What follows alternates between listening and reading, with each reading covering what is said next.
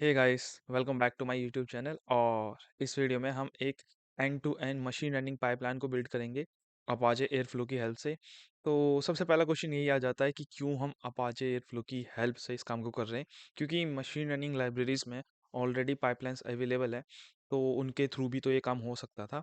तो जो बेसिक फ़र्क किया जाता है कि जब हमें एक रिपीटेड टास्क को डेली परफॉर्म करना पड़े और उसी सीक्वेंस में फॉलो करना पड़े, तो उसमें अपाचे एयरफ्लो हमारी बहुत हेल्प कर सकता है। फॉर एग्जांपल कि अगर आप किसी एक पर्टिकुलर एपीआई के थ्रू या फिर किसी भी एक वेबसाइट से डेली डाटा को इंजेस्ट करते हो, उसको एक्सट्रैक्ट करते हो और उसमें सेम काइंड ऑफ ट्रांसफॉर्मेशन लगाते हो। फॉर एग्जांपल कि आप उसमें मीन इम्पुटेशन करते हो, उसके नल वैल्यूज़ को डिलीट कर देते हो, उसके कुछ कॉलम्स को आपको रेगुलरली बेसिस पे रिमूव करना पड़ता है और आप हमेशा उस पे रैंडम फॉरेस्ट एल्गोरिदम ही लगाते हो।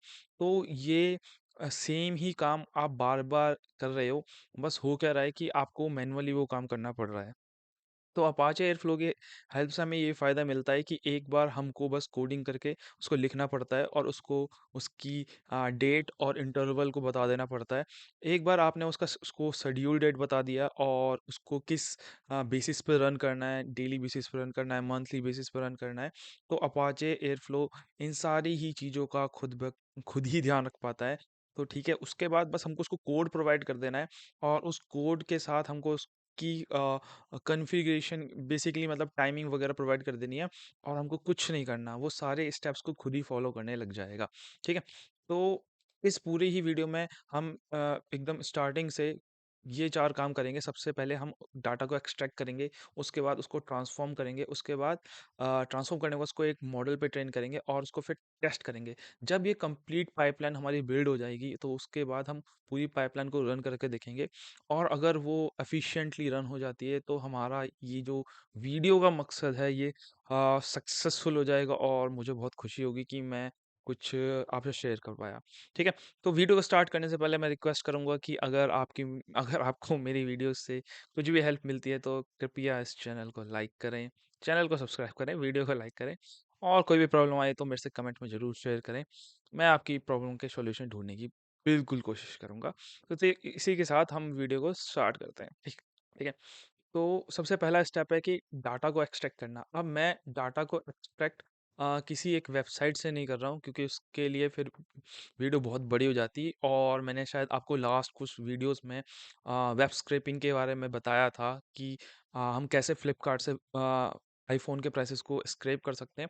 तो आप वो भी कर सकते हैं। मैं फ़िलहाल के लिए ये पूरा का पूरा एल्गोरिदम रन करने वाला हूँ एक डाटा सेट के ऊपर और वो डाटा सेट है इसके ऊपर। हाँ, ये रहा, फ्लाइट्स के ऊपर। ठीक है, मैं आपको एक बार ये डाटा सेट दिखा देता हूँ। तो बेसिकली ये वो पर्टिकुलर डाटा सेट है, ठीक है? जिसमें हमारे ये बहुत मतलब ये वाले सारे कॉलम हैं। इसको मैं एक बार अ, टेबल में कन्वर्ट कर देता हूँ, तो देखने में ज़्यादा ईज़ी रहेगा, ठीक है? तो आप देख सकते हैं कि ये एक फ़्लाइट की प्राइसेस का डाटा सेट है, जिसमें अलग-अलग हमें इनपुट पैरामीटर्स दे रखे हैं, जैसे कि travel code, user code, from, to और फ्लाइट टाइप। और on the basis of input हमें क्या करना है कि हमें प्राइसेस को प्रिडिक्ट करना है। और अगर आपको मशीन लर्निंग आती है, तो आपको पता होगा कि हमको एक परफेक्ट मॉडल बिल्ड करना पड़ेगा। फर्स्टली इस डाटा को इंपोर्ट करना पड़ेगा, इंपोर्ट करने के बाद इस पर कुछ ट्रांसफॉर्मेशन लगाने पड़ेंगे और ट्रांसफॉर्मेशन लगाने के बाद ही क्या कहते हैं कि हम इसको एक मॉडल पे ट्रेन कर पाएंगे और प्राइसेस को प्रिडिक्ट कर पाएंगे। ठीक है? तो यही काम हम करने वाले हैं। तो सबसे पहले एक काम करते हैं, हम विजुअल कोड स्टूडियो खोल लेते हैं और उस विजुअल कोड स्टूडियो में जाके आपको अपना वो वाला फ़ोल्डर खोलना है जिसमें आपने अपाचे एयरफ्लो को इंस्टॉल किया है। और मैंने कुछ लास्ट वीडियोस में अपाचे एयरफ्लो को इस फ़ोल्डर के अंदर इंस्टॉल किया था, तो मैं इस फ़ोल्डर को ओपन कर लूँगा। ठीक है? तो जैसे ही मैंने इस फ़ोल्डर को ओपन कर लिया है, तो आप देख सकते हैं इसके अंदर ऑलरेडी कुछ फाइल्स होंगी हमारी। ठीक है? जैसे कि कॉन्फ़िगरेशन, डैक्स, लॉग्स, ये हमने ही यहाँ पे डाली है। ठीक है? तो मेरे को जो नई फ़ाइल बनानी है ना, वो मैं बनाऊँगा इसके अंदर, इस डैक्स फ़ोल्डर के अंदर। बेसिकली जो भी आपको डैक्स बिल्ड करने पड़ते हैं, वो सारे के सारे इस फ़ोल्डर के अंदर ही करने पड़ते हैं। तो मैं इसी के अंदर एक नई फ़ाइल बनाऊँगा, ठीक है? और इसको मैं नाम दे दूँगा flight price prediction dot P Y. ठीक है, तो मैं इसको ये नाम दे दूंगा। अब इसके अंदर ही मैं अपने पूरे के पूरे कोड को लिखने वाला हूँ। ठीक है, अब मेरे को पता है कि मेरे को कुछ स्टेप्स को फॉलो करना है, तो मैं उन स्टेप्स को ना जुपिटर नोटबुक में लिखने वाला हूँ, और जुपिटर नोटबुक में लिखने के बाद मैं उसको इसके अंदर डायरेक्टली कॉपी पेस्ट कर दूंगा, क्योंकि जो मशीन लर्निंग का कोड है उसके अंदर मेरे को मतलब हर लाइन को टाइप करने के बाद उसमें देखना पड़ेगा कि क्या वो परफेक्टली एग्जीक्यूट हो रही है कि नहीं हो रही। अगर मैं डायरेक्टली विजुअल कोड स्टूडियो में लिखूंगा तो डेफिनेटली एरर होने के चांसेस ज़्यादा होंगे और डीबग करने में काफ़ी टाइम लगेगा। तो हम उसी फोल्डर को खोल लेंगे फिर से। कहाँ गया वो? Apache airflow demo, airflow demo ये रहा। ठीक है, तो हम इसी को खोल लेंगे और इसमें एक हम न्यू फाइल बना लेंगे इसके अंदर, डाटा के अंदर। ठीक है, तो आप ये जो फोल्डर है ये कहीं और भी बना सकते हैं, ऐसी कोई दिक्कत वाली बात नहीं है। ठीक है, मैं तो इसी के अंदर बना रहा हूँ। तो अब मुझे पता है कि सबसे पहले किसी भी चीज़ को, मतलब किसी भी मशीन लर्निंग को करने से पहले, यहाँ पे मैं पहले नाम लिख देता हूँ इसका, डेमो मॉडल। ठीक है, तो मेरे को लाइब्रेरीज को इंपोर्ट करना पड़ता है। वो लाइब्रेरीज होती है import pandas S P D, थोड़ा जूम कर लेते हैं। ठीक है, इंपोर्ट नमपा एस एन पी, और को इंपोर्ट करने के बाद मैं सीधे डाटा फ्रेम को इंपोर्ट करूँगा, D F P D dot read underscore CSV, और मेरे को इसको पाथ प्रोवाइड करना पड़ेगा, क्योंकि मैंने ये जो पर्टिकुलर पाइथन की फाइल बनाई है उसी फोल्डर के अंदर बनाई हुई है। ठीक है, मैं आपको एक बार दिखा भी देता हूँ। मैंने इस डेस्क के अंदर डाटा के अंदर ही ये फोल्ड बनाया है, मतलब फाइल बनाई है पाइथन की। तो मेरे लिए बहुत आसान है इसको इसके अंदर इंपोर्ट करना। मेरे को सिंपली इसमें लिखना है फ्लाइट्स डॉट CSV। आप अपने हिसाब से पाथ कर देना, और मुझे पता है कि इसके बाद मेरा डाटा फ्रेम अवेलेबल होगा, मैं इसको इस तरह करके देख सकता हूँ। ठीक है, तो सबसे पहला स्टेप अब ये है कि हमको सबसे पहले कोड लिखना पड़ेगा, किसका? जो हमने इसमें दिया था, एक्सट्रैक्शन ऑफ डाटा। ठीक है, डाटा को एक्सट्रैक्ट करना है। तो मैं डाटा को एक्सट्रैक्ट कर रहा हूँ कहाँ से? इस फाइल से। तो मेरे को इसका कोड लिखना पड़ेगा। तो मैं इसके ऊपर एक कमेंट लिख दूंगा, एक्सट्रैक्शन ऑफ डेटा। ठीक है, तो अब डेटा को एक्सट्रैक्ट करने के लिए सबसे पहले हमको क्या करना पड़ेगा? df dot df equal to pd dot CSV। ठीक है, और उसके बाद फ्लाइट्स डॉट CSV, इसको मेरे को सबसे पहले इंपोर्ट करना पड़ेगा। उसके बाद कुछ बेसिक फंक्शंस जो हमको हमेशा करने होते हैं। अगर आपको मशीन लर्निंग आती है तो आपको पता होगा कि मेरे को इसकी डुप्लीकेट वैल्यूज़ को डिलीट करना पड़ेगा, इसकी नल वैल्यूज़ को इंप्यूट करना पड़ेगा। फिलहाल के लिए मैं, क्योंकि वर्क फ्लो को समझा रहा हूँ, तो मैं इन डेप्थ नहीं जाना चाहता। मैं सीधे सिंपल सिंपल क्या करूँगा कि डिलीट कर दूंगा जो भी नल वैल्यूज़ होंगी। df drop na in place equal to true. ठीक है, df drop duplicates in place equal to true. ठीक है, उसके बाद मेरे को क्या कहते हैं, अगर मैंने कोड बिल्कुल सही लिखा है तो अब मेरे को जो डाटा फ्रेम मिलेगा, इस डाटा फ्रेम में कोई भी डुप्लीकेट नहीं होगा और कोई भी नल वैल्यूज़ नहीं होंगी। ठीक है, तो अब मैंने एक्सट्रैक्शन ऑफ डाटा तो लिख दिया है, यहाँ तक मेरा डाटा एक्सट्रैक्ट हो चुका है। ठीक है, तो इसको मेरे को अब इसके अंदर लिखना है, अपनी डैग फाइल के अंदर, जो मैंने यहाँ पे बनाई थी विजुअल कोड स्टूडियो में। तो मैं सबसे पहले लाइब्रेरीज को इंपोर्ट करता हूँ। ठीक है, मुझे पता है कि सबसे पहले हमने कौन कौन सी लाइब्रेरी को इंपोर्ट किया था, ये दोनों, तो उसको डायरेक्टली कॉपी करूँगा और इसके अंदर पेस्ट कर दूंगा, और उसके बाद ये वाला कोड। अब ये जो कोड है ना, ये आपको पता होगा कि हमको एक फंक्शन के अंदर लिखना पड़ता है। तो मैं सबसे पहले एक फंक्शन को डिफाइन करूंगा, एक्सट्रैक्शन एक्सट्रैक्शन फंक्शन डिफाइन कर दूंगा, और इसके अंदर मैं इस कोड को लिखने वाला हूँ, डाटा इंजेक्शन के कोड को। ठीक है, कंट्रोल सी, कंट्रोल वी। ठीक है, और क्या कहते हैं, इसके बाद जैसे ही मैंने डाटा को एक्सट्रैक्ट कर लिया है, अब फिलहाल आपको ये बात समझने की ज़रूरत है कि अगर आपने किसी API के थ्रू ये डाटा को एक्सट्रैक्ट किया, या किसी मतलब वेबसाइट से आपने इस डाटा को वेब स्क्रैप किया है, तो उस केस में आपको यहाँ पे वो उसके लिए कोड प्रोवाइड करना पड़ेगा कि आपका वो जो पर्टिकुलर कोड है क्या उस एपीआई के थ्रू, या उस स्क्रिपिंग का कोड यहाँ पे प्रोवाइड करना पड़ेगा। उसके बाद ही यहाँ पे आप डाटा को क्या कर पाओगे, एक्सट्रैक्ट कर पाओगे वहाँ से। ठीक है। अब मैं तो सीधे सीएसवी से कर रहा हूँ तो बहुत सिंपल हो गया है कोड। ठीक है। तो अब मैं इसको ना रखूंगा मैं ट्राई ब्लॉक के अंदर, ट्राई के अंदर, क्योंकि अगर कोई एरर आता है तो मुझे पता होना चाहिए ना। ट्राई, और मैं इसमें एक क्या करूँगा, स्टेटमेंट भी डाल दूंगा कि प्रिंट कर दो। प्रिंट करने से पहले मेरे को एक और स्टेप करना पड़ेगा कि मैं चाहता हूँ ना कि जैसे ये जो भी डाटा एक्सट्रैक्ट करे ना, तो एक्सट्रैक्ट करने के बाद ना उसकी एक कॉपी को ये सेव कर दे। ठीक है। तो मैं यहाँ पे एक और कोड लिखूंगा, df2 csv, कि जो भी जो डाटा था उसको क्या कर दो, सेव कर दो, सेव कर दो। ठीक है। फिलहाल तो मैंने इसी पाथ से डाटा को एक्सट्रैक्ट किया है ना। अब अगर आपका यहाँ पे कोई वेबसाइट का कोड होता तो आपको उसको सेव करना पड़ता, तो मैं इसको सेव कर रहा हूँ। ठीक है। In simple words. तो अब यहाँ पे आपको पाथ प्रोवाइड करना पड़ेगा। पाथ जो एयर फ्लो का है ना, वो इस तरीके से, एयर फ्लो डैक्स, डैक्स के अंदर जा रहे हैं हम, और डैक्स के अंदर ना मैं एक काम करता हूँ, एक नया फोल्डर बना लेता हूँ। वो थोड़ा हमारा इजी करेगा हमको। तो आप देखेंगे कि ये क्या कहते हैं, डैक्स वाला फोल्डर है, और इसके अंदर एक डाटा वाला फोल्डर ऑलरेडी अवेलेबल है। तो मैं इसके अंदर एक और नया फोल्डर बना लेता हूँ, जिसका नाम मैं रख देता हूँ न्यू डेटा। ठीक है। इसके अंदर मैंने एक और फोल्डर बना लिया, न्यू डेटा।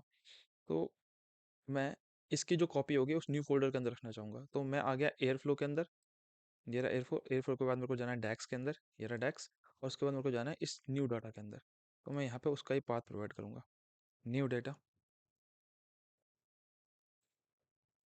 और उसके बाद हाँ, फाइल का नाम। अब फाइल का नाम मैं क्या रखना चाहूँगा, extracted, extracted extracted data dot CSV रख देते हैं। ठीक है। और जैसे ही अगर ये एक्शन परफॉर्म हो जाएगा तो मैं बोल दूंगा कि प्रिंट कर दो the data is extracted successfully. ठीक है। और अगर ऐसा नहीं होता है तो मेरे को एक एक्सेप्ट की स्टेटमेंट भी लिखनी पड़ेगी, EXCEPT, एक्सेप्ट, एक्सेप्शन, SE। और यहाँ पे मेरे को प्रिंट करना पड़ेगा एक message, there is a problem in extraction of data. ठीक है। और इसको मैं डालूंगा फॉर्मेट स्ट्रिंग के अंदर, और यहाँ पे जो एरर होगा वो अपने आप ही शो हो जाएगा कि उसको मैं इसको पास कर दूंगा ई। ठीक है। यहाँ पे जो भी हमारे पास एरर आएगा वो एरर इस ई को मिलेगा, और वो ई यहाँ पे दिखा देगा हमें कि क्या एरर आ रहा है। ठीक है। तो ये हो गया हमारा पहला फंक्शन, जहाँ पे हमने क्या किया, सिंपल एक डाटा को रीड किया, उसमें कुछ हमने चेंजेस करे, मतलब ड्रॉप एन है जो कि हमको करना पड़ता है, डुप्लीकेट्स को डिलीट करना पड़ता है। उसका तो उस एक्सट्रैक्टेड डाटा को हमने यहाँ पे सक्सेसफुली प्लेस कर दिया। ठीक है। उसके बाद हमको जो सेकंड डाटा लिखना है वो किसके लिए लिखना है, वो हमें लिखना है, यहाँ पे आ जाते हैं वापस, कि मुझे अब प्राइस को प्रिडिक्ट करने के लिए ना कुछ ट्रांसफॉर्मेशन लगानी पड़ेगी। तो ट्रांसफॉर्मेशन क्या क्या लगानी पड़ेगी, मैं उसका डाटा यहाँ लिख देता हूँ पहले, उसका कोड मैं df डॉट हेड लिखता हूँ।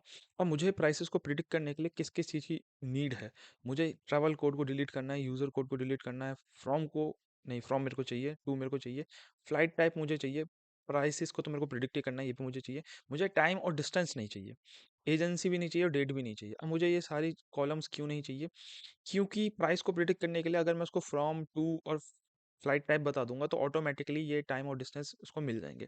अगर आपका जो डाटा सेट है उसके अंदर फ्लक्चुएशन बहुत ज़्यादा है और उसके अंदर बहुत सारी पैरामीटर्स है जो इस प्राइस को अफेक्ट करिए, तो आपको उन कॉलम्स को इसमें इंक्लूड करना पड़ेगा। मैंने इस पूरे डाटा सेट को चेक कर दिया है, और इसमें प्राइसेस और टाइम ना हर एक पर्टिकुलर लोकेशन के लिए फिक्स ही है, तो मैं इन सबको डिलीट कर दूंगा। तो उसके लिए आपको पता होगा कि कोड क्या होता है, df ड्रॉप कॉलम्स, कॉलम्स हमको पास करने पड़ते हैं, कॉलम्स। और कौन कौन से कॉलम हमको इसमें निकालने हैं, ट्रैवल कोड, COD। ठीक है। और उसके बाद यूज़र कोड, COD। ठीक है। उसके बाद मुझे निकालना है इससे टाइम, डिस्टेंस, एज नहीं, एजेंसी मुझे चाहिए, डेट। ठीक है। तो इसको मैं DF को ही असाइन कर दूंगा, या फिर आप इन प्लेस इक्वल टू 2 भी डाल सकते हैं। तो जैसे ही मैं इसको प्लेस करूँगा, आप df डॉट हेड करूँगा, तो मेरे पास आ जाएँगे क्या, ये पर्टिकुलर कॉलम्स आ जाएँगे जो मेरे को नीडेड थे, ठीक है? अब इसके अंदर ना क्या कहते हैं कि आपको पता होगा कि ये सारे के सारे कैटेगोरिकल कॉलम्स हैं, और कैटेगोरिकल कॉलम्स के ऊपर मशीन लर्निंग एल्गोरिदम वर्क नहीं करते, तो हमको इसको क्या करना पड़ेगा, एनकोड करना पड़ेगा, ठीक है, डिजिटल फॉर्मेट में। तो उसके लिए एक कोड आपको पता होगा कि हमको क्या करना पड़ता है, df equal to pd dot get dummies, dummies बनानी पड़ेंगी, और किस कॉलम्स का आपको बनाना है वो आपको पास करना पड़ेगा। तो मेरे को किस किस कॉलम के लिए चाहिए, मुझे चाहिए फ्रॉम के लिए, फ्रॉम, ठीक है, फ्रॉम के लिए चाहिए, और चाहिए मुझे टू के लिए, और मुझे चाहिए फ्लाइट टाइप के लिए, और मुझे चाहिए एजेंसी के लिए, ठीक है। तो अच्छा, इसमें drop first equal to two नहीं डाला मैंने, कि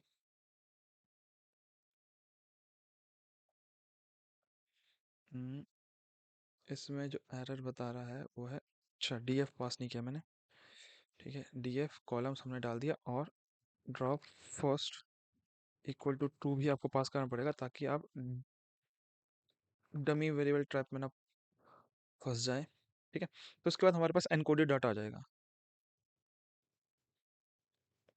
तो ये हमारे पास एनकोडेड डाटा आ गया जो डिजिटल फॉर्मेट में, ठीक है। अब ये मैंने अपने इस पर्टिकुलर डाटा सेट पे ट्रांसफॉर्मेशन लगाई है, ठीक है। अब मैं यही दो ट्रांसफॉर्मेशन लगा रहा हूँ, क्योंकि बाकी सारी चीज़ें मेरे डाटा में एक्चुअली में सही है, तो मेरे को और कुछ ट्रांसफॉर्मेशन लगाने की ज़रूरत नहीं है, और इसी को मेरे को उसके अंदर लिखना पड़ेगा। तो मैं एक और फंक्शन को डिफाइन करूँगा, ट्रांसफॉर्मेशन, ठीक है, और उसके अंदर मेरे को इस कोड को लिखना है, ठीक है। अब जब मैंने इस फंक्शन के अंदर ना ये वाला कोड लिखना है, तो जो अपाचे एयरफ्लो है ना, उसको इस तरह से बिल्ड कर सकता है, बिल्ड किया है बेसिकली, कि इस फंक्शन के अंदर जो भी फाइल्स है ना, वो इसके अंदर पास ऑन नहीं करेगी, सेकंड फंक्शन के अंदर पास ऑन नहीं करेगी, उसको आपको फिर से इनपुट करना पड़ेगा, रिसीव करना पड़ेगा।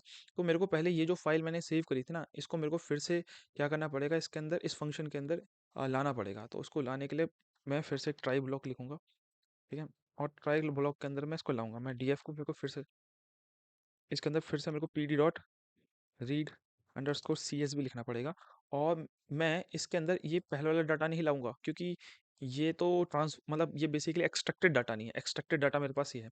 तो मैं इस पाथ को कॉपी करूंगा,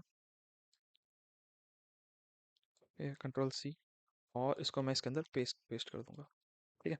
तो अब मेरे पास क्या कहते हैं, वो फाइल आ चुकी है। अब उस फाइल के अंदर हमको लगाने थे कुछ ट्रांसफॉर्मेशंस, ठीक है। तो वो ट्रांसफॉर्मेशन मैंने ऑलरेडी लिखे हुए हैं आपके सामने ही, तो उसको हम लगा देंगे सिंपल। मेरे को पता है कि इसके अंदर मेरे को इनको ड्रॉप करना है, ठीक है। अच्छा, एक इसमें एक और गड़बड़ है, वो गड़बड़ ये है कि जब मैंने इसको सीएसवी में सेव किया ना, तो वो इंडेक्स को भी सेव कर लेता है। मेरे ख्याल से आपको पता होगा कि इंडेक्स क्या होता है। यहाँ पे तो आ नहीं रहा, चलो हाँ ये रहा। तो ये जो पहला कॉलम होता है ये इंडेक्स होता है। अगर मैं इसको भी सेव कर दूंगा, तो जब मैं इसको लोड करूंगा तो मेरे को उसको फिर से डिलीट करना पड़ेगा। तो मैं ना पहले इसको पास ऑन कर देता हूँ कि मेरे को इंडेक्स नहीं चाहिए यहाँ पे, कॉमा डाल के, ठीक है। तो मैं कॉमा डाल के लिख दूंगा इंडेक्स इक्वल टू फॉल्स। तो अब जो मेरी सेव्ड फाइल थी ना, उसके अंदर इंडेक्स नहीं होगा, तो अब मैं उसको लोड करूंगा तो इसके अंदर केवल डाटा होगा, ठीक है। अब इस डाटा के अंदर मेरे को ट्रांसफॉर्मेशन लगानी है। सबसे पहले तो ये वाली, मेरे को इन कॉलम्स को डिलीट करना है, तो कंट्रोल सी करूंगा मैं, और इसको इसके अंदर लिख दूंगा मैं, ठीक है। पहला ट्रांसफॉर्मेशन ये हो गया, और दूसरा ट्रांसफॉर्मेशन था कि मुझे इसको क्या करना था, हाँ एनकोड करना था। ये हमने एनकोड भी कर दिया, हम्म, ठीक है, ठीक। तो उसके बाद जैसे ही मेरे को मैंने इसको एनकोड कर दिया, तो अब मेरे को इसको क्या करना पड़ेगा, इसको मेरे को सेव करना पड़ेगा, ठीक है। क्योंकि ये तो ट्रांसफॉर्म डाटा था, मतलब सॉरी, ये तो एक्सट्रैक्टेड डाटा था ना, अब ये ट्रांसफॉर्म डाटा है। ट्रांसफॉर्म डाटा को मैं फिर से सेव करूँगा, तो मैं उसके लिए ना एक लाइब्रेरी को इंपोर्ट करूँगा, जॉबलिब, इंपोर्ट जॉबलिब, क्योंकि मैं उसको पिकल फाइल में स्टोर कर सेव करना चाहता हूँ, ठीक है। क्योंकि इस फाइल के अंदर डाटा जो है ना एनकोडेड फॉर्म में है, तो एनकोडेड डाटा से वैसे भी मैं कुछ ज़्यादा पता नहीं लगा पाऊंगा, ठीक है। एनकोडेड डाटा मेरे ख्याल से आपको समझ में आ रहा होगा कि इस फॉर्म में होगा डाटा, इसको सीएसवी में सेव करने का कोई फायदा है नहीं, तो उसको मैं पिकल फाइल में सेव कर देता हूँ सीधे ही, ठीक है। तो मैं यहाँ पे लिखूंगा जॉबलिब, जॉबलिब डॉट डंप, डंप किसको डंप करना है, डीएफ, और इस किस पाथ के अंदर करना है, तो ये भी मेरे को इसके अंदर लिखना पड़ेगा, ठीक है। हाँ, तो मैं किस पाथ के अंदर इसको सेव करना चाहूँगा, इसी पाथ के अंदर सेव करना चाहूँगा। इसको मैं यहाँ से कंट्रोल सी करूँगा और इसको मैं यहाँ से वी करूँगा। बस यहाँ पे मैं इस डाटा का नाम चेंज करके एक्सट्रैक्टर ट्रांसफॉर्म डाटा लिख दूंगा, ट्रांसफॉर्म डेटा, और यहाँ पे पी के एल सेव कर देंगे हम, पी के, ठीक है। तो अब इसके बाद ये डंप हो जाएगा। उसके बाद मैं बोलूँगा कि अगर ये डंप हो गया तो मैं एक प्रिंट की स्टेटमेंट दूंगा, द डाटा नहीं, द ट्रांसफॉर्म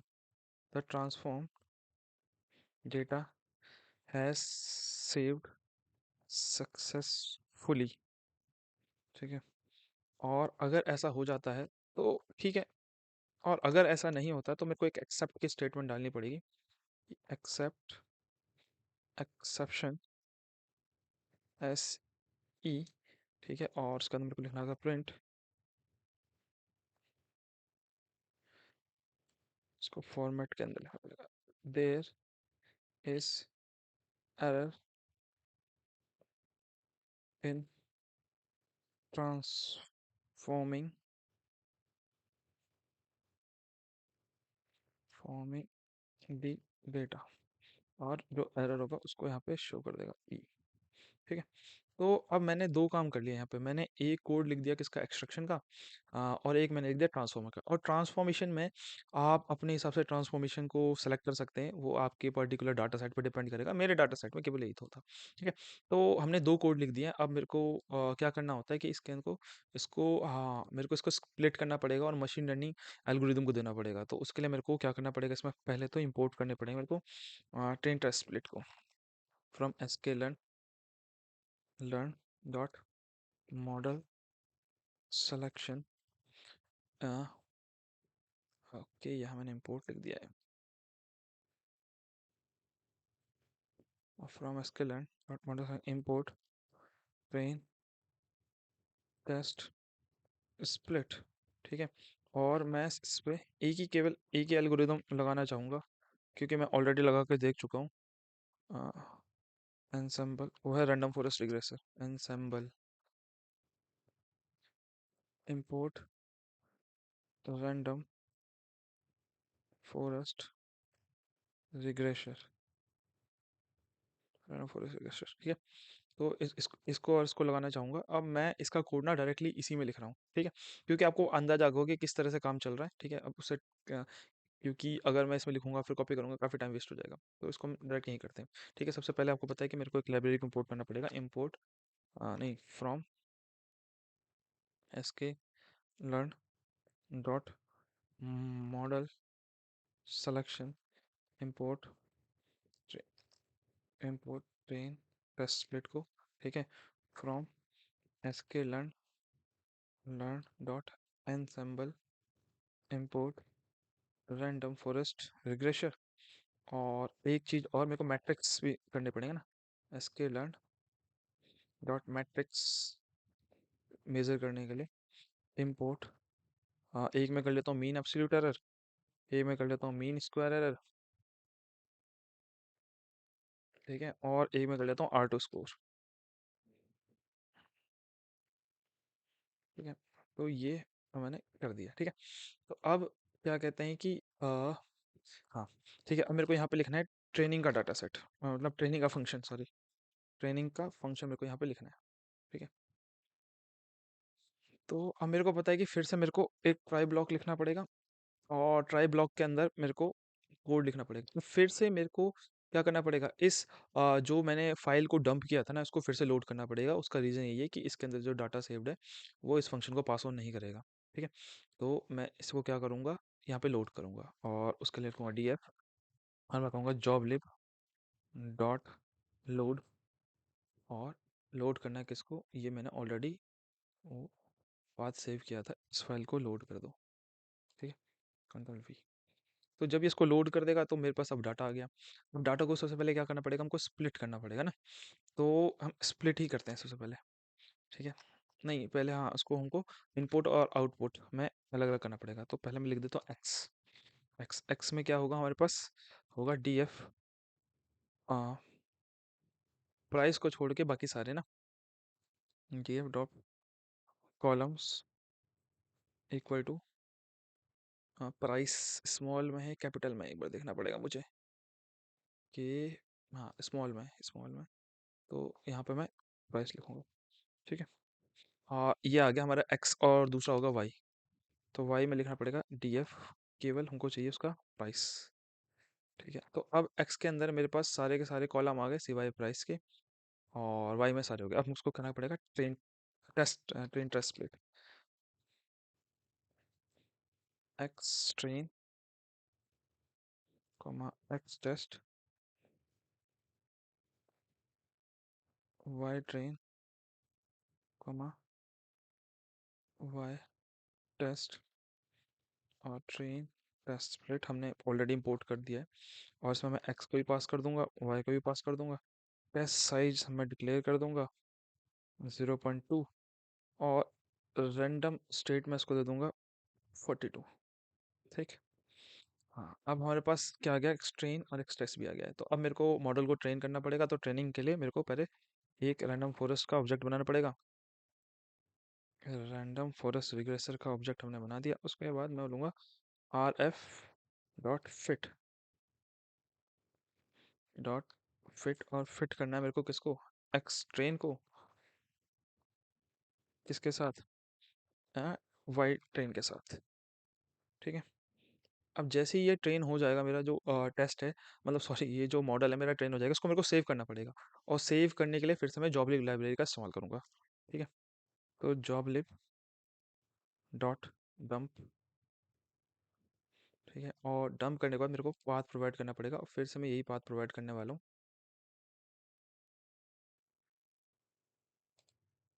और इसको मैं बस यहाँ से नाम चेंज कर दूंगा। इसको मैं लिख दूंगा train model, train model dot P के एल। ठीक है। तो अब इसके अंदर ये सेव हो जाएगा, और जब ये सेव हो जाएगा तो मैं बोल दूंगा print the model has been trained and saved successfully। और इसके बाद अगर ऐसा नहीं होता है तो मेरे को एक एक्सेप्ट के लिए स्टेटमेंट लिखनी पड़ेगी, एक्सेप्ट एक्सेप्शन, एस ई, और उस एरर को मेरे को यहाँ पे दिखाना पड़ेगा। Print format there is some error while training, और वो एरर यहाँ पे शो हो जाएगा ये। ठीक है। तो अब हमारे पास ट्रेनिंग का भी डाटा आ गया। तो लास्ट हमको एक और फंक्शन लिखना है, किसके लिए, इवैल्यूएशन के लिए, कि मैंने जो डाटा को ट्रेन करा है उसको इवैल्यूएशन करना भी तो ज़रूरी है। तो मैं यहाँ पे लिखूंगा इवैल्यूएशन का फंक्शन लास्ट, इवैल्यूएशन का फंक्शन लास्ट। और इवैल्यूएशन करने के लिए मेरे को क्या करना पड़ेगा, फिर से इस ट्रेन डाटा को तो लोड करना ही पड़ेगा। ठीक है, मैं सॉरी, ये जो पर्टिकुलर डाटा सेट है ना, इसको फिर से लोड करना पड़ेगा। और इसमें मेरे को, क्योंकि इसके अंदर से मेरे को ये चाहिए एक्स टेस्ट और वाई टेस्ट चाहिए। ठीक है। तो सबसे पहले इसको मैं कॉपी करता हूँ यहाँ से, इस कोड को कंट्रोल सी, और मैं इसको इसके अंदर पेस्ट कर दूंगा डायरेक्टली। और मैंने ट्राई ब्लॉक के अंदर लिखा नहीं इसको, तो ट्राई ब्लॉक के अंदर लिखेंगे इसको हम, डी आर वाई।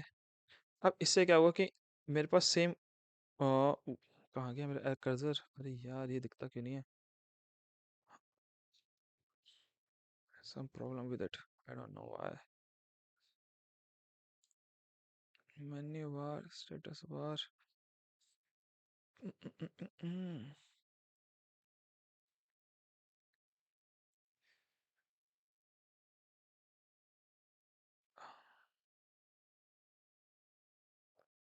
एक मिनट। ये तो पर्टिकुलरली रन कर रहा है मेरे पास। हाँ, तो क्या कहते हैं कि इस कोड से मेरे को वही डाटा सेट मिल जाएगा, उस डाटा सेट को वो उसी रेशियो में स्प्लिट भी कर देगा। और तो मतलब इसका जो एक्स टेस्ट होगा, इसका जो एक्स टेस्ट होगा वो सेम होगा, इसका वाई टेस्ट, इसका वाई टेस्ट सेम होगा। ठीक है। हमारे पास डाटा सेट तो हो गया, अब इस पर टेस्टिंग करनी है। तो उसके लिए पहले मेरे को ये जो ट्रेंड मॉडल था ना, कहाँ गया हमारा ट्रेंड मॉडल, इसको क्या करना पड़ेगा, यहाँ पे इंपोर्ट करना पड़ेगा। तो यहाँ पे मैं मॉडल लिख दूंगा, और मॉडल के अंदर लिखूंगा जॉबलिब डॉट लोड। और इस मॉडल का पाथ, कौन सा मॉडल है वो, ट्रेन मॉडल ये रहा, इसको हम यहाँ पे प्रोवाइड कर देंगे, इस फंक्शन को प्रोवाइड कर देंगे। और उसके बाद बोलेंगे, एक मिनट, ये रहा, ठीक है। इसके बाद हम बोलेंगे मॉडल को प्रिडिक्ट करने के लिए, तो मैं लिखूंगा वाई प्रिडिक्ट, प्रिडिक्ट, प्रिडिक्ट पहले हम उसको बोलेंगे। और प्रिडिक्ट करते टाइम क्या करेंगे कि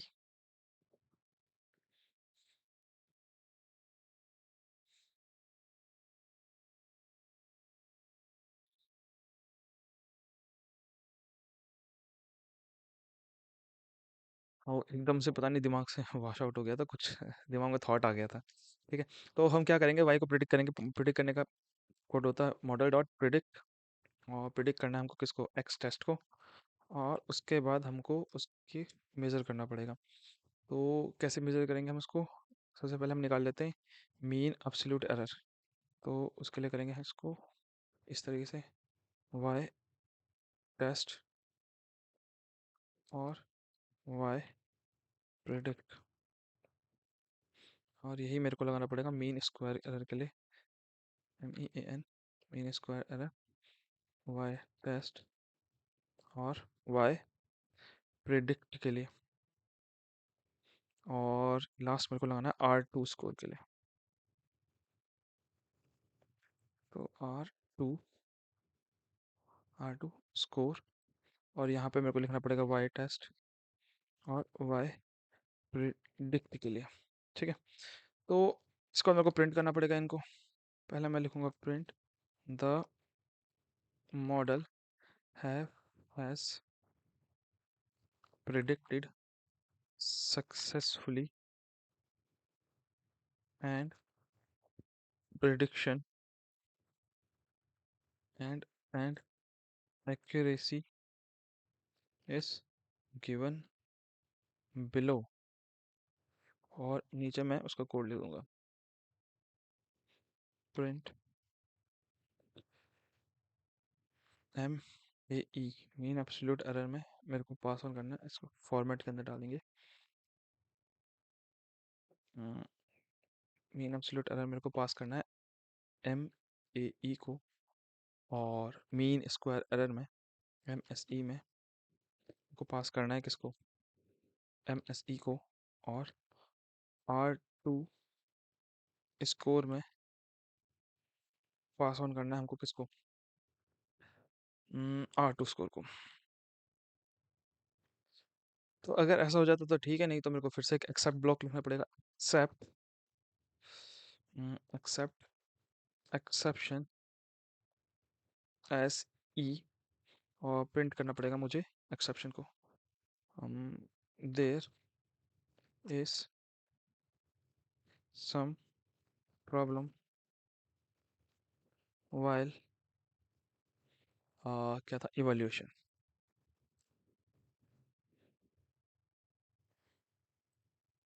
और ये पास कर दिया, ठीक है। तो अब हमने क्या कहते हैं चारों फंक्शन लिख लिए। पहला मैंने एक्सट्रैक्शन का फंक्शन लिख दिया, ट्रांसफॉर्मेशन का लिख दिया है, ट्रेनिंग का लिख दिया है, और इवोल्यूशन का लिख दिया है, ठीक है। तो अब इसके नीचे मेरे को क्या करना पड़ेगा, इसको बस डैग का कोड लिखना है मेरे को। डैग का कोड मेरे ख्याल से आपको पता होगा किस तरह लिखते हैं, पिछले कुछ वीडियोस हम बार बार लिखते आए, ठीक है। तो डैग मेरे को सबसे पहले लिखना होता है डैग की आईडी, तो जो उसका यूनिक नाम होता है, और मैं इसको नाम देना चाह रहा हूँ फ्लाइट प्राइस प्रिडिक्शन। और कुछ डिफ़ॉल्ट आर्ग्यूमेंट्स हमको इसको पास करने पड़ते हैं, तो डिफ़ॉल्ट आर्ग्यूमेंट भी यहाँ लिख देता हूँ मैं, FAULT default ARGS default R. और इसको मैं डिक्शनरी में लिख दूँगा। सबसे पहले हमको लिखना पड़ेगा रीट्राइस, कितने में रीट्राइस को देना चाहता हूँ, RETRIES। तो मैं इसको एक ही रीट्राई देना चाहूँगा, और रीट्राई डिले पास करना पड़ेगा एक हमको, कितनी देर बाद मैं इसको करना था। तो टाइम डेल्टा, कितने मिनट बाद, मिनट्स इक्वल टू 5। अब क्योंकि मैंने डेट टाइम को इंपोर्ट नहीं किया है, तो इसलिए यहाँ पे येलो लाइन आ गई, तो मैं इसको इंपोर्ट भी कर दूंगा जल्दी से ऊपर जाके, ठीक है।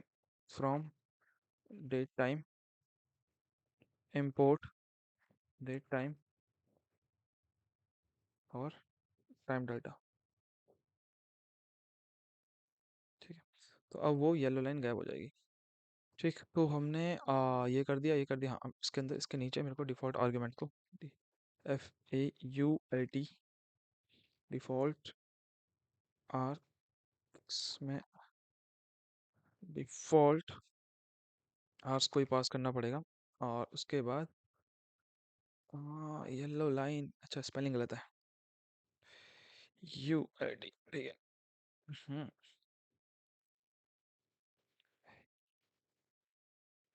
यस, आर्क्स, ठीक है। उसके बाद मेरे को लिखना पड़ेगा इसका शेड्यूल टाइम, शेड्यूल्ड। तब के लिए मैं इसको शेड्यूल करना चाह रहा हूँ। तो मैं इसको शेड्यूल करना चाह रहा हूँ एक दिन पहले के लिए, तो 2020, अच्छा डेट टाइम के अंदर डालना पड़ता है इसको, नहीं तो इसको पता नहीं चलेगा कि मैं क्या पास ऑन कर रहा हूँ। डेट टाइम 2024, 12 और 29, ठीक। ये हमने पास कर दिया इसको। और शेड्यूल, अच्छा ये तो स्टार्ट डेट होना चाहिए ना, यहाँ पे मैंने गलत पास ऑन कर दिया आर्ग्यूमेंट, यहाँ पे आएगा स्टार्ट डेट। अरे ये क्या गड़बड़ हो जाती है इसमें कभी कभी।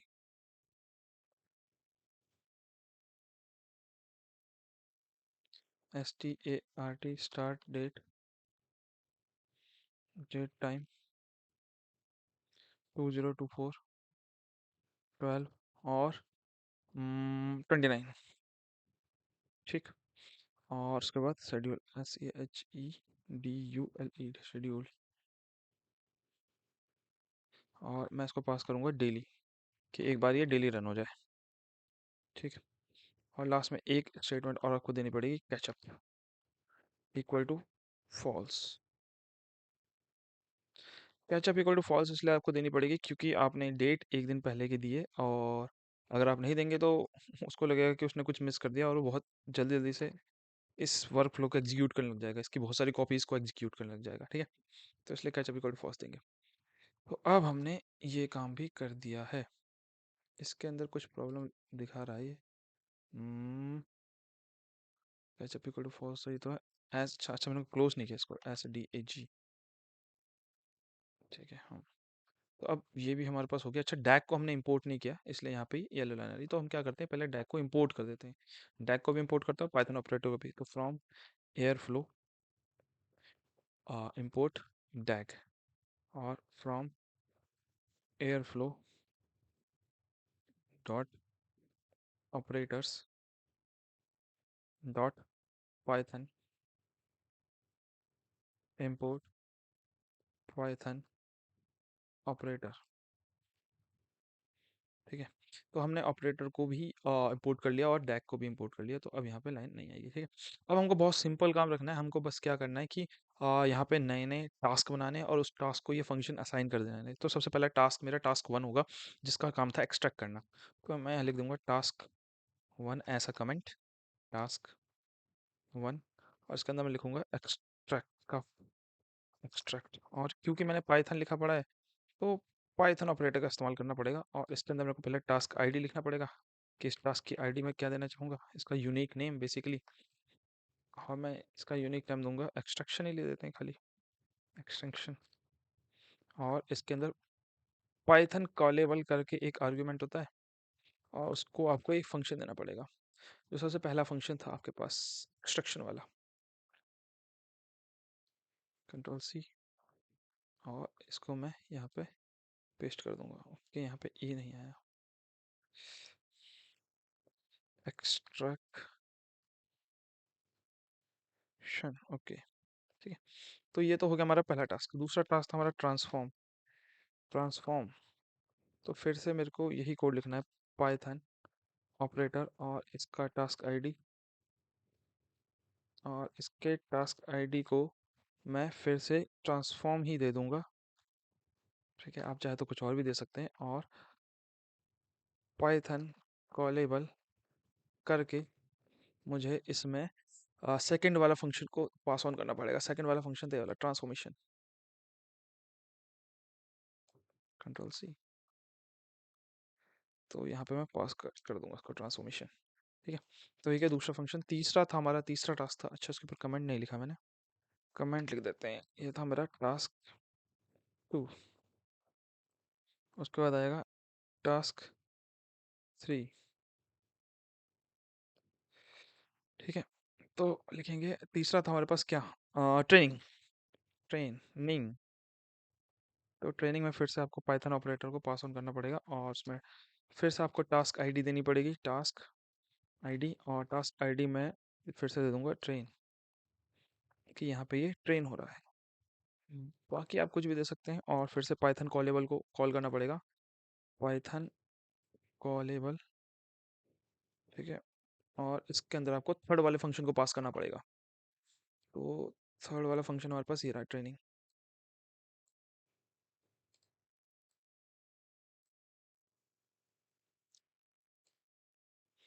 ठीक है। और एक लास्ट टास्क हमको और लिखना है, टास्क 4, TASK 4, और इसमें मैं कौन सा था लास्ट, इवैल्यूएशन का, इवैल्यूएशन। और फिर से पाइथन ऑपरेटर को कॉल करते हैं और फिर से टास्क आईडी को असाइन करना पड़ेगा हमको, टास्क आईडी, थक गया हूँ, इवैल्यूएट। आई नो बहुत ज़्यादा बोरिंग हो गई वीडियो, पूरे कोड को लिखते लिखते, फिर भी है, पाइथन कॉलेबल, और लास्ट वाला फंक्शन को हमको पास करना पड़ेगा इसमें, इवैल्यूएशन वाले फंक्शन को।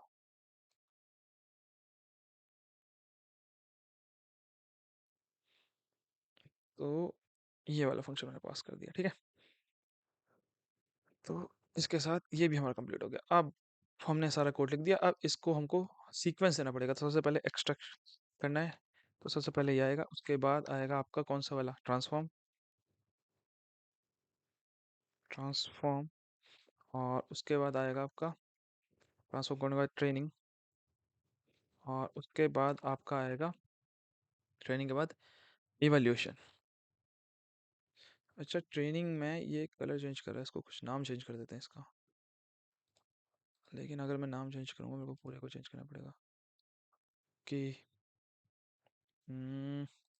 इसको मैं ट्रेन कर देता हूँ, ठीक है, केवल बस। तो यहाँ पे मैंने ट्रेन कर देते हैं यहाँ पे भी। तो इवैल्यूएशन, हाँ, तो अब मैंने इनका सीक्वेंस भी डिसाइड कर दिया। तो अगर मैंने ये सारा कोड सही लिखा है, जो कि मेरे को बहुत मुश्किल लग रहा है, एक बार में सही कोड लिखना बहुत मुश्किल होता है, ठीक है। तो क्या कहते हैं कि मेरा जो सक्सेसफुली डैग रन होना हो जाना चाहिए। देखते हैं एक बार, इसको लोड होने में थोड़ा टाइम लगेगा। इसका मैंने डैग आईडी क्या रखी थी, मेरे को याद करनी पड़ेगी एक बार, कहाँ गया डैग वाला, ये रहा, फ्लाइट प्राइस प्रिडिक्शन। तो मैं अपनी डैग वाले फोल्डर में जाता हूँ, तो क्या ये यहाँ पे है? तो मुझे तो फिलहाल ये यहाँ पे नहीं दिख रहा है, ठीक है, थोड़ा टाइम लगेगा। अच्छा, आ गया ये फ्लाइट प्राइस प्रिडिक्शन, ये आ चुका है, तो इसको हम रन करके देखते हैं, ठीक। तो मैंने इसको रन किया है और अभी ये एग्जीक्यूट नहीं हो रहा है, तो मैं इसको एग्जीक्यूट कर दूंगा अपने हिसाब से ही, जल्दी जल्दी यहाँ से आप एग्जीक्यूट कर सकते हैं। तो इसने पहला वाला टास्क को करना स्टार्ट कर दिया, ये ग्रीन कलर का मतलब होता है रनिंग, टास्क इज रनिंग। और यहाँ पे आ गया है डार्क ग्रीन कलर, तो मैं जाऊँगा ग्राफ में, और ग्राफ में जो पहला वाला टास्क था एक्सट्रैक्शन, उस पर क्लिक करूंगा और उसके लॉक्स चेक करूंगा मैं। तो क्या कह रहा है, there is a problem in extraction of the data, no such directory. कह रहा है कि यहाँ पे हमको प्रॉब्लम आ रही है एक्सट्रैक्शन करने में, क्योंकि डायरेक्टरी में ना ऐसी कोई फाइल है ही नहीं। तो मैं इस डैक को पहले बंद करूंगा और मैं देखूंगा कि क्या उस डायरेक्टरी में मैंने फ्लाइट के डाटा सेट को डाला था। तो न्यू डाटा के अंदर, हाँ, इसके अंदर कोई फ्लाइट की फाइल नहीं है, तो उसके अंदर पहले फ्लाइट की फाइल को डालना पड़ेगा।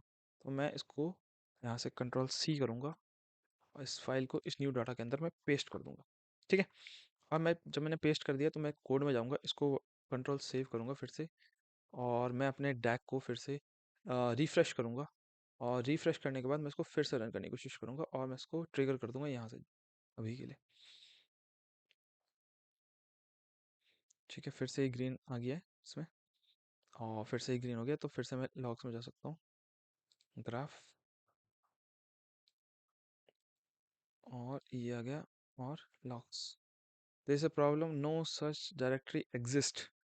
तो फिर से ये कह रहा है कि यहाँ पे कोई डायरेक्टरी एग्जिस्ट नहीं करती, बल्कि मैं एक बार पाथ को भी चेक कर लेता हूँ कि क्या मैंने जो पाथ प्रोवाइड किया वो सही है कि नहीं।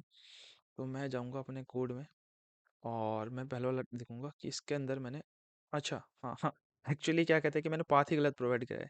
मैंने इसमें simple flight dot C S V लिख दिया है। बल्कि जब भी आप अपाचे एयरफ्लो का कोड लिखते हैं ना, तो उसके अंदर आपको प्रॉपर पाथ को डिफाइन करना पड़ता है। वो मैंने यहाँ पे नहीं किया है, इसकी वजह से प्रॉब्लम और आ रही है। तो आपको पता है कि पाथ का कैसे फ्लो करते हैं, ओ पी टी लिखना पड़ता है, ऑप्शनल डायरेक्टरी। उसके अंदर आएगा एयर फ्लो, ये आपको मैंडेटरी पास करना पड़ता है। और अगर आपने एयर फ्लो को किसी और लोकेशन में इंस्टॉल किया गया है, तो आपको उसको उसके हिसाब से यहाँ पे कोड चेंज करना पड़ेगा। मैंने यहीं पे इसी डायरेक्टरी में किया हुआ है, ऑप्शनल वर्ड डायरेक्टरी में, ठीक है। तो उसके बाद जाना है मुझे डैक्स में, DAGS डैक्स। डैक्स में जाने को मेरे को जाना है किसमें, न्यू डाटा के अंदर, न्यू डेटा। और उसके अंदर आपको मिलेगी क्या कहते हैं, flights dot C S V, ठीक है।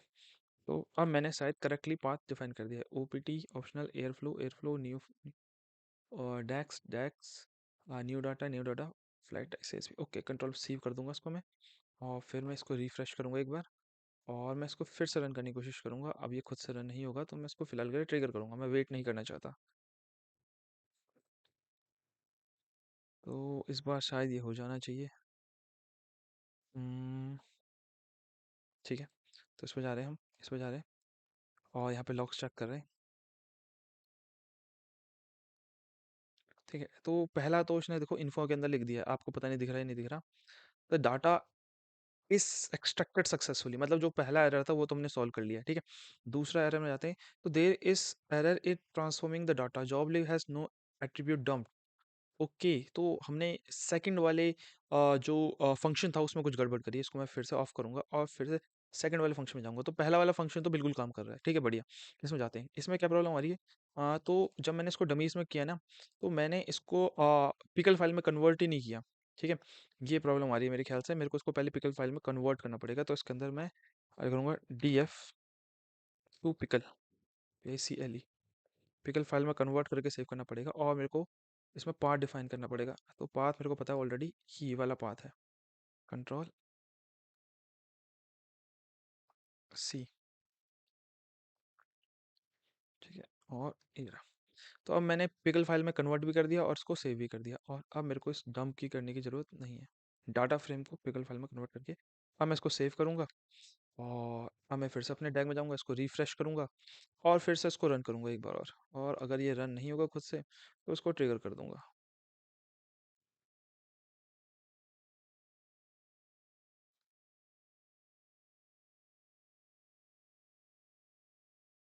तो पहला तो टास्क हमारा एग्जीक्यूट हो गया है, the data is extracted successfully.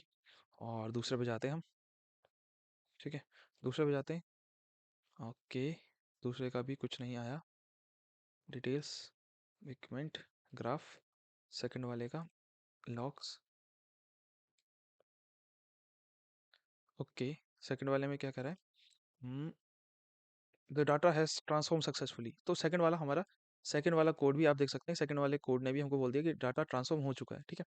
और ये क्यों बोला, क्योंकि मैंने पाइथन में ये लिखा था कि अगर ऐसा हो जाए तो लिख देना। तो इसीलिए ना ये क्या कहते हैं, जो ट्राई ब्लॉक के अंदर है प्रिंट स्टेटमेंट लिखनी बहुत ज़रूरी है। अगर आप ये प्रिंट स्टेटमेंट नहीं लिखेंगे ना, तो आपको पता ही नहीं चलेगा कि जो काम हो रहा है वो एक्चुअली में किस डायरेक्शन में जा रहा है। तो मैंने हर एक कंडीशन के अंदर एक प्रिंट स्टेटमेंट लिखी थी। तभी अगर मेरे पहले वाले स्टेप में प्रॉब्लम आई थी, तो यहाँ पे इसने बोल दिया था कि यहाँ पे कोई एरर है, क्योंकि मैंने एक्सेप्शन में लिखा पड़ा था। वैसे ही सेकंड वाला स्टेप जब कंप्लीट हुआ ना, तो इसने बोल दिया कि ट्रांसफॉर्मेशन कंप्लीट हो गया है, क्योंकि मैंने यहाँ कोड लिखा हुआ है प्रिंट का। और अगर नहीं लिखा होता, कोई प्रॉब्लम आता, तो ये वाला कोड एग्जीक्यूट होता। अब ट्रेनिंग के अंदर अगर इसने सक्सेसफुली ट्रेन कर दिया, तो यहाँ लिखाना चाहिए the model has been trained successfully. तो एक बार वापस जाता हूँ, अगर वो ट्रेन कर चुका है, अभी ट्रेनिंग कर रहा है इसलिए ये थोड़ा टाइम ले रहा है। ओके, ट्रेनिंग कर चुका है, ये कुछ प्रॉब्लम है, there is some error why training dump missing one argument. Okay, ठीक है।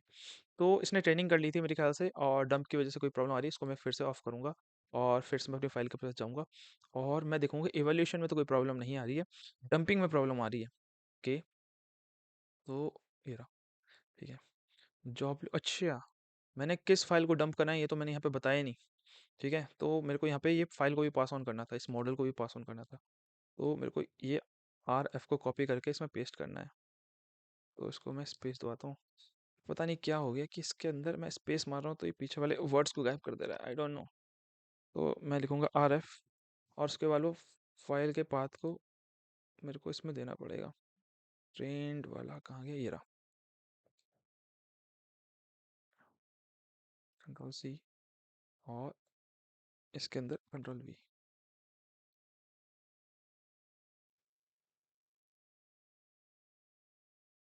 ठीक है।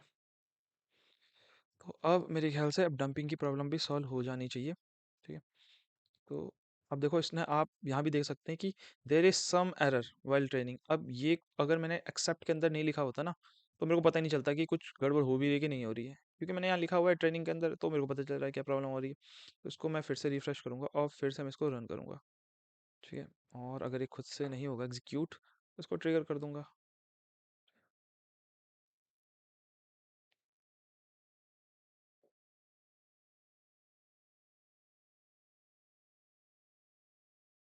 ग्राफ पहला वाला तो हो जाना चाहिए, हाँ पहला वाला हो गया। ठीक है, the data is extracted successfully. और सेकंड वाला भी हो गया, द ट्रांसफॉर्म डाटा है सेव सक्सेसफुली। ठीक है, तीसरे वाले में थोड़ा टाइम लेगा क्योंकि इसको ट्रेन करना पड़ेगा रैंडम फॉरेस्ट मॉडल को, और ट्रेनिंग में आपको पता ही है कि थोड़ा बहुत टाइम तो लगता ही है। तो let's wait for that.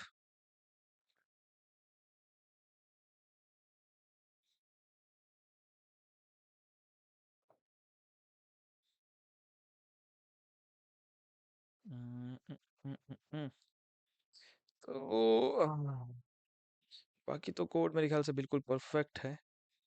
Perfecto है, परफेक्टो, बस यही थोड़ा टाइम ले रहा है ट्रेनिंग में।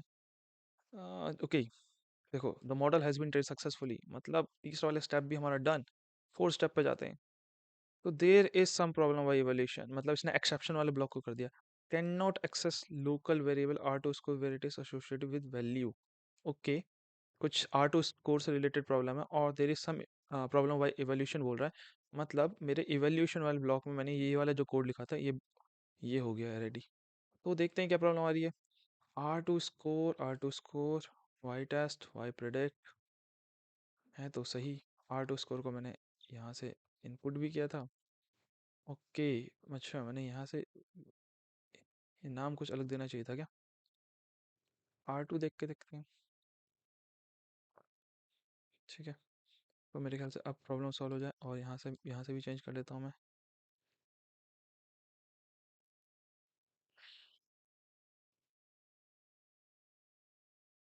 कंट्रोल से।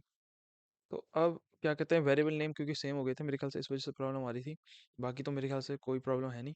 तो फिर से इसको मैं सेव करूँगा और फिर से अपने डैग वाले में जाऊँगा, और फिर से मैं इसको क्या कहते हैं, अच्छा इसको मैंने ऑफ नहीं किया था, इसको मैं रिफ्रेश करूँगा और फिर से मैं इसको क्या कहते हैं यहाँ पे ऑन करके इसको रिफ्रेश करके देखता हूँ। हाँ, फिर से ट्रिगर कर दूंगा इसको मैं, और फिर से ये प्रॉपर उतना ही टाइम लेने वाला है। तो तब तक हम क्या करें।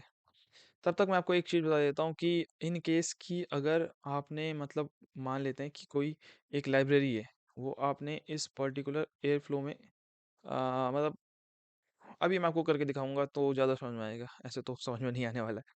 ठीक है। तो लेट्स वेट। मैं एक काम करता हूँ ना, इसको रोक लेता हूँ, मैं फिर ऑन कर दूँ। हाँ, तो अब अगर देखेंगे तो जो फोर्थ स्टेप है ना, वो भी एग्जीक्यूट हो गया। देखो अब इसने मेरे को बोल दिया the model has predicted successfully, और इसने मेरे को इसका मीन एब्सोल्यूट दे दिया, मीन स्क्वायर एरर भी दे दिया, ऑटो स्कोर भी दे दिया।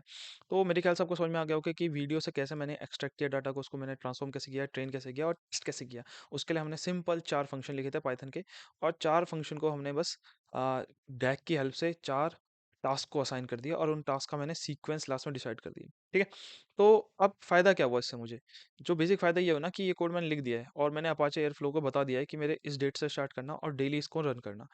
ऑटोमेटिकली क्या करेगा ना कि मेरा एयरफ्लो क्या करेगा, आपको लैपटॉप को ऑन रखना पड़ेगा या फिर इस पूरे सिस्टम को क्लाउड में मतलब शिफ्ट करना पड़ेगा।